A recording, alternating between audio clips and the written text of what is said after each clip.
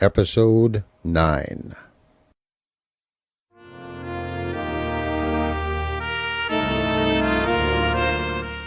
Heretics by G.K. Chesterton. Read by David Grizzly Smith.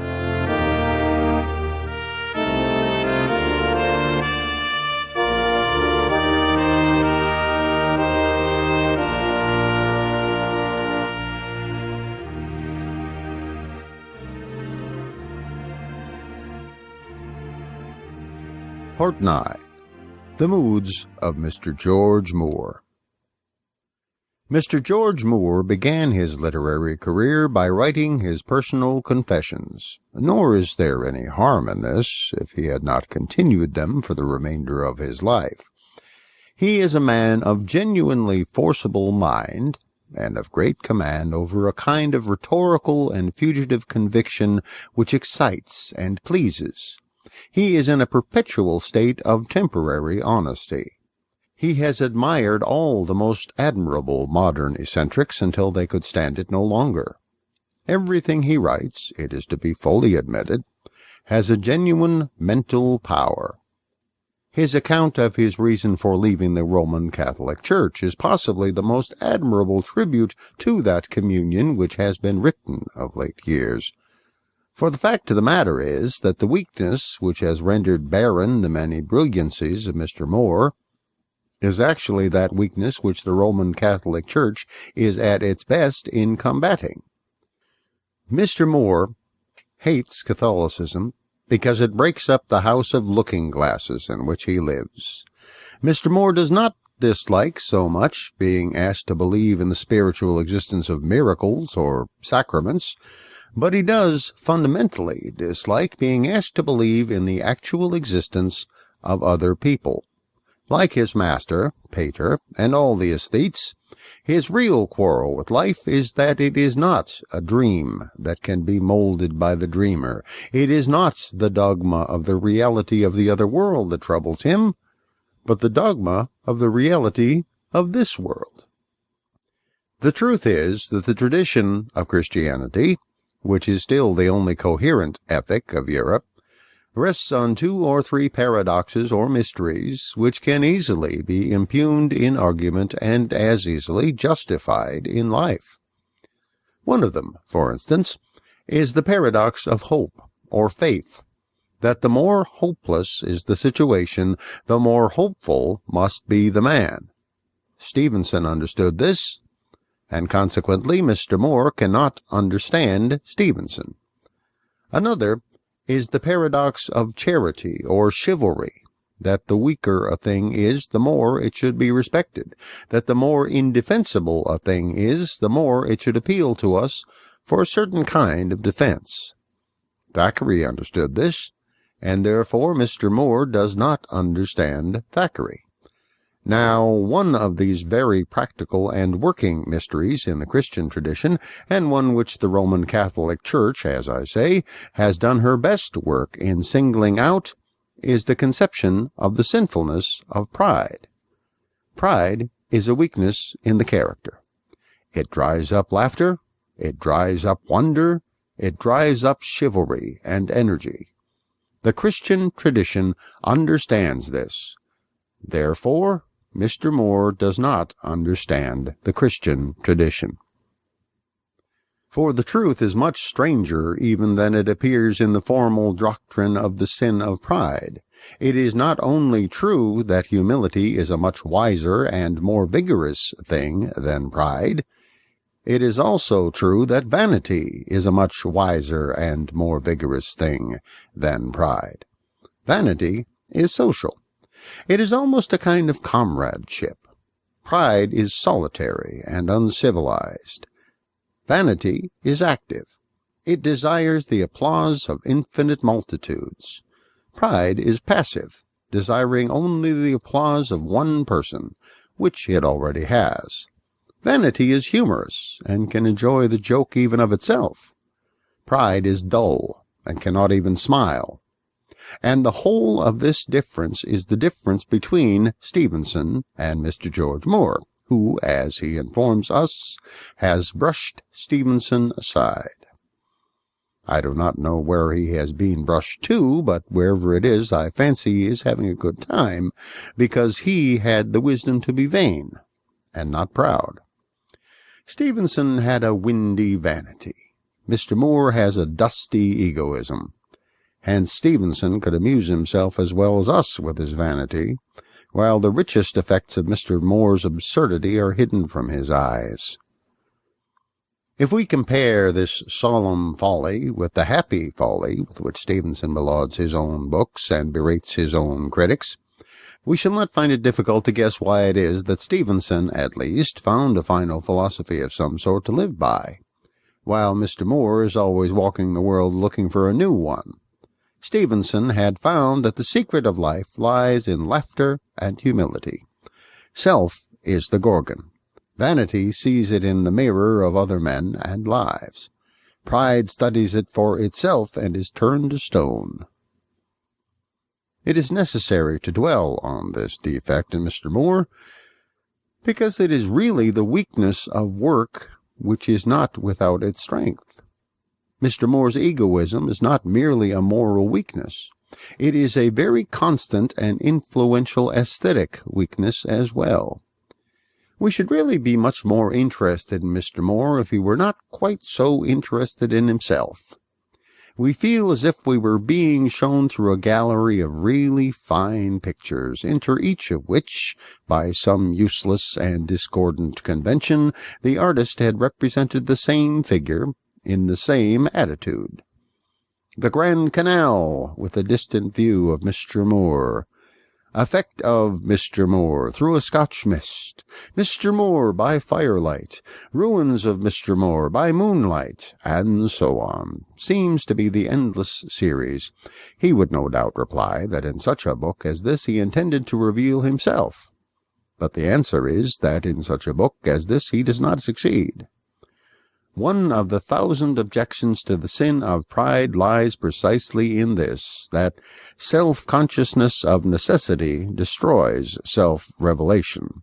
A man who thinks a great deal about himself will try to be many-sided, attempt a theatrical excellence at all points, will try to be an encyclopedia of culture, and his own real personality will be lost in that false universalism. Thinking about himself will lead to trying to be the universe. Trying to be the universe will lead to ceasing to be anything. If, on the other hand, a man is sensible enough to think only about the universe, he will think about it in his own individual way. He will keep virgin the secret of God. He will see the grass as no other man can see it, and look at a sun that no man has ever known. This fact is very practically brought out in Mr. Moore's Confessions. In reading them, we do not feel the presence of a clean-cut personality like that of Thackeray and Matthew Arnold. We only read a number of quite clever and largely conflicting opinions which might be uttered by any clever person, but which we are called upon to admire specifically because they are uttered by Mr. Moore. He is the only thread that connects Catholicism and Protestantism, realism and mysticism. He, or rather his name, he is profoundly absorbed, even in views he no longer holds, and he expects us to be. And he intrudes the capital I even where it need not be intruded, even where it weakens the force of a plain statement. Where another man would say, "It is a fine day," Mr. Moore says, "Seen through my temperament, the day appeared fine." Where another man would say, "Milton has obviously a fine style," Mr. Moore would say, "As a stylist, Milton has always impressed me." The nemesis of this self-centered spirit is that of being totally ineffectual. Mr. Moore has started many interesting crusades, but he's abandoned them before his disciples could begin. Even when he is on the side of the truth, he is as fickle as the children of falsehood. Even when he has found reality, he cannot find rest. One Irish quality he has which no Irishman was ever without, pugnacity, and that is certainly a great virtue, especially in the present age, but he has not the tenacity of conviction which goes with the fighting spirit in a man like Bernard Shaw. His weakness of introspection and selfishness in all their glory cannot prevent him fighting, but they will always prevent him winning.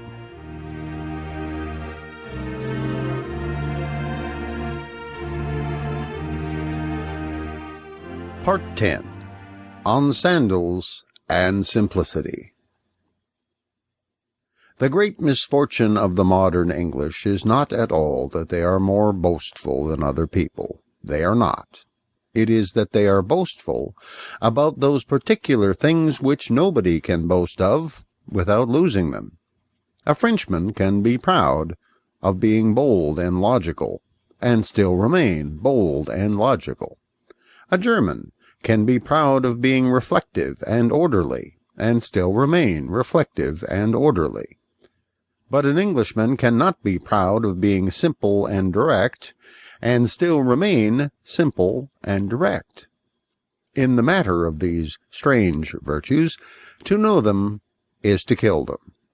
A man may be conscious of being heroic or conscious of being divine, but he cannot, in spite of all the Anglo-Saxon poets, be conscious of being unconscious. Now, I do not think that it can be honestly denied that some portion of this impossibility attaches to a class very different, in their own opinion at least, to the school of Anglo-Saxonism. I mean that school of the simple life, commonly associated with Tolstoy. If a perpetual talk about one's own robustness leads to being less robust, it is even more true that a perpetual talking about one's own simplicity leads to being less simple. One great complaint, I think, must stand against the modern upholders of the simple life in all its varied forms, from vegetarianism to the honorable consistency of the Doukhobors. This complaint against them stands, that they would make us simple in the unimportant things, but complex in the important things. They would make us simple in the things that do not matter, that is, in diet, in costume, in etiquette, in economic system. But they would make us complex in the things that do matter, in philosophy, in loyalty, in spiritual acceptance, in spiritual rejection. It does not so very much matter whether a man eats a grilled tomato or a plain tomato. It does very much matter whether he eats a plain tomato with a grilled mind. The only kind of simplicity worth preserving is the simplicity of the heart, the simplicity which accepts and enjoys. There may be a reasonable doubt as to what system preserves this. There can surely be no doubt that a system of simplicity destroys it. There is more simplicity in the man who eats caviar on impulse than in the man who eats grape nuts on principle. The chief error of these people is to be found in the very phrase to which they are most attached, plain living and high thinking. These people do not stand in need of, will not be improved by, plain living and high thinking. They stand in need of the contrary. They would be improved by high living and plain thinking. A little high living, I say, having a full sense of responsibility, a little high living, would teach them the force and meaning of the human festivities, of the banquet that has gone on from the beginning of the world. It would teach them the historic fact that the artificial is, if anything, older than the natural. It would teach them that the loving cup is as old as any hunger. It would teach them that ritualism is older than any religion. And a little plain thinking would teach them how harsh and fanciful are the mass of their own ethics, how very civilized and very complicated must be the brain of the Tolstoyan who really believes it to be evil to love one's country and wicked to strike a blow. A man approaches, wearing sandals and simple raiment, a raw tomato held firmly in his right hand, and says, "The affections of family and country alike are hindrances to the fuller development of human love." But the plain thinker will only answer him with a wonder not untinged with admiration. "What a great deal of trouble you must have taken in order to feel like that." High living will reject the tomato. Plain thinking will equally decisively reject the idea of the invariable sinfulness of war. High living will convince us that nothing is more materialistic than to despise a pleasure as purely material. And plain thinking will convince us that nothing is more materialistic than to reserve our horror chiefly for material wounds. The only simplicity that matters is the simplicity of the heart. If that be gone, it can be brought back by no turnips or cellular clothing, but only by tears and terror and the fires that are not quenched. If that remain, it matters very little if a few early Victorian armchairs remain along with it. Let us put a complex entree into a simple old gentleman. Let us not put a simple entree into a complex old gentleman. So long as human society will leave my spiritual inside alone, I will allow it, with a comparative submission, to work its wild will with my physical interior. I will submit to cigars. I will meekly embrace a bottle of Burgundy. I will humble myself to a hansom cab. If only by this means I may preserve to myself the virginity of the spirit, which enjoys with astonishment and fear. I do not say that these are the only methods of preserving it.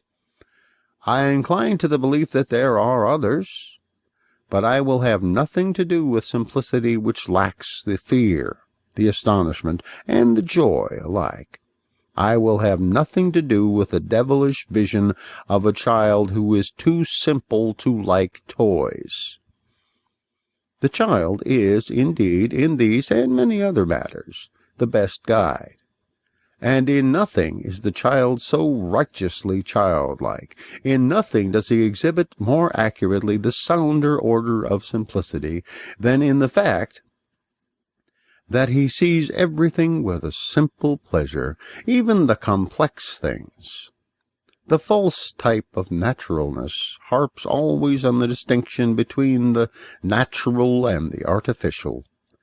The higher kind of naturalness ignores that distinction.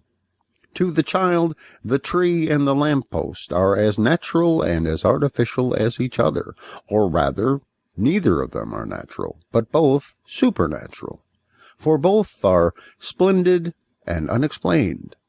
The flower with which God crowns the one, and the flame with which Sam the lamplighter crowns the other, are equally of the gold of fairy tales. In the middle of the wildest fields, the most rustic child is 10-to-1 playing at steam engines.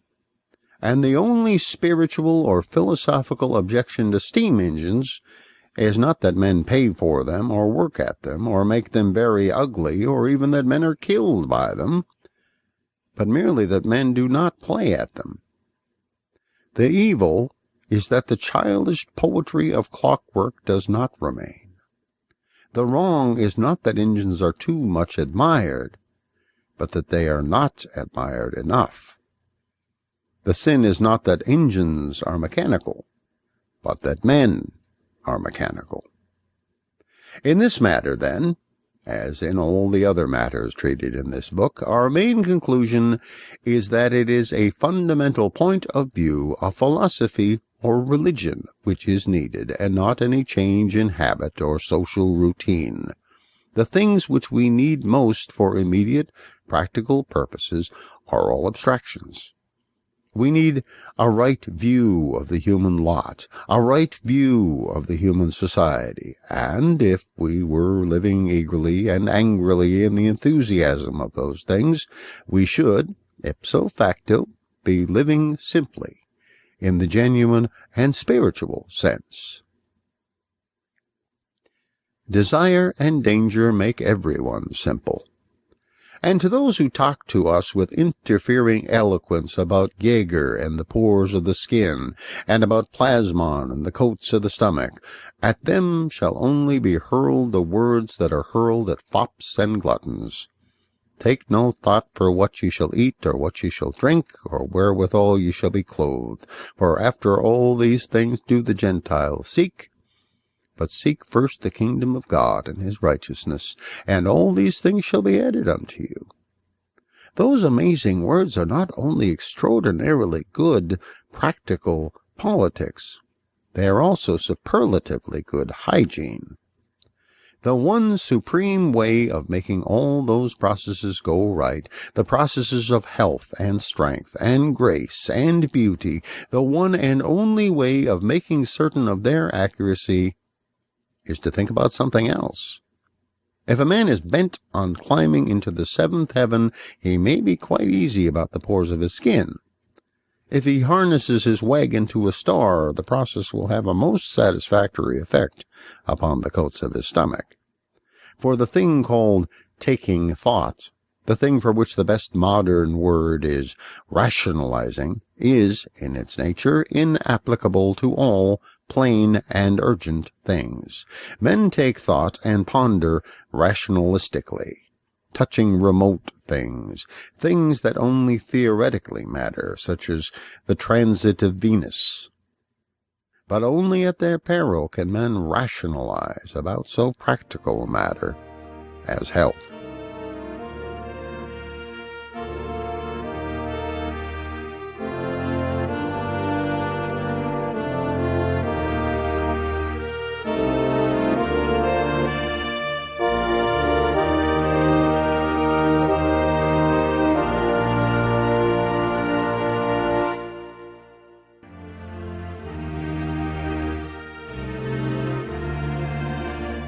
Thank you for listening to Heretics, written by G.K. Chesterton in about 1905, read by David Grizzly Smith in about 2009. Theme music for this book is Thaxted, written by Gustav Holst in 1921, arranged by Kevin MacLeod in 2006. This recording is released under a Creative Commons Attribution, Non-Commercial, No Derivatives 3.0 license. Your comments are appreciated, and please share this recording with your friends. But share the whole recording, don't sell it, and tell people where you found it and who created it. Thank you.